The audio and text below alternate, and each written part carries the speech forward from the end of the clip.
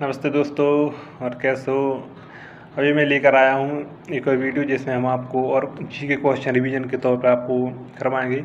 हम चाहते हैं कि आप रिवीजन करें, हम भी रिवीजन करें, आप भी आगे बढ़ें, हम भी आगे बढ़ें। तो दोस्तों मेरे चैनल को लाइक और सब्सक्राइब करना ना भूलें, और आप लाइक और सब्सक्राइब ज़रूर करें। तो दोस्तों कुछ क्वेश्चन हैं जो हमारे एलपी में आने वाले हैं या आएंगे। जब है तो आएंगे तो ज़रूर ही, ऐसा नहीं कि नहीं आएंगे। तो दोस्तों उसमें हमारे कुछ क्वेश्चन हैं जैसे कि मगध के उत्थान के लिए कौन सा प्रथम शासक उत्तरदायी था? ये था बिंबिसार।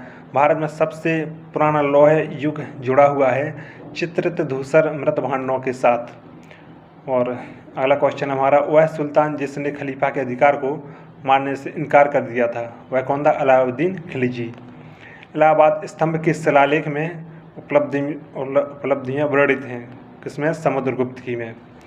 तो नादिर शाह के आक्रमण के समय दिल्ली का शासक कौन था? मोहम्मद शाह। अगला क्वेश्चन है, गांधी जी को सबसे पहले राष्ट्रपिता किसने कहा था?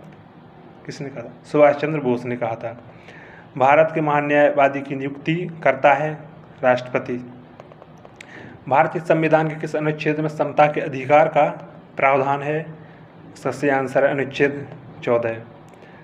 उच्चतम न्यायालय में एक मुख्य न्यायाधीश के अलावा अधिकतम कितने अन्य न्यायाधीश हो सकते हैं? तो सही आंसर है इसका 25 यानी 25। भारत का प्रधानमंत्री बनने के लिए अपेक्षित न्यूनतम आयु क्या है? तो सही क्वेश्चन आंसर है 25 ईयर्स, मतलब 25 ईयर्स 25 वर्ष। अगला क्वेश्चन है, समग्र रूप से भारतीय संविधान लागू हुआ था 26 जनवरी 1950 को। संघीय प्रकार के शासन का एक गंभीर दोष है, वो क्या है? पृथकता का खतरा। भारतीय नागरिकों के मौलिक अधिकारों को निलंबित किया जा सकता है किसके द्वारा? राष्ट्रीय आपातकाल के दौरान। उच्चतम न्यायालय के न्यायाधीश अपने पद पर बने रहते हैं कब तक? 65 वर्ष की आयु तक उच्च न्यायालय के न्यायाधीश बने रहते हैं। मंत्रिपरिषद की प्रथम बैठकों की अध्यक्षता करता है कौन? प्रधानमंत्री। गांधी जी का राजनीतिक गुरु माना जाता है गोपाल कृष्ण गोखले को। नागरिकों और विदेशियों दोनों को अधिकार प्राप्त है विधिक अधिकार। भारत में स्थापित परमाणु संयंत्र है तारापुर। बादल वायुमंडल में तैरते हैं अपने अल्प घनत्व के कारण।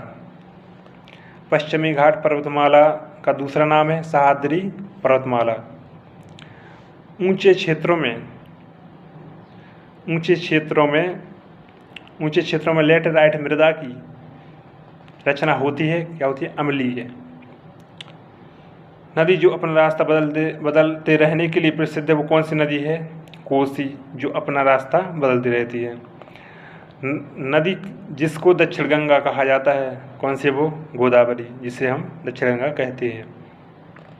भारत की पहली बहुउद्देशीय परियोजना का निर्माण हुआ था, ये कब हुआ था?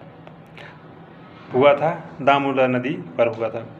वायुमंडल के ऊपरी स्तरों में विद्यमान ओजोन अवशोषण करती हैं पराबैंगनी सौर विकिरण का। इसका पराबैंगनी सौर विकिरण का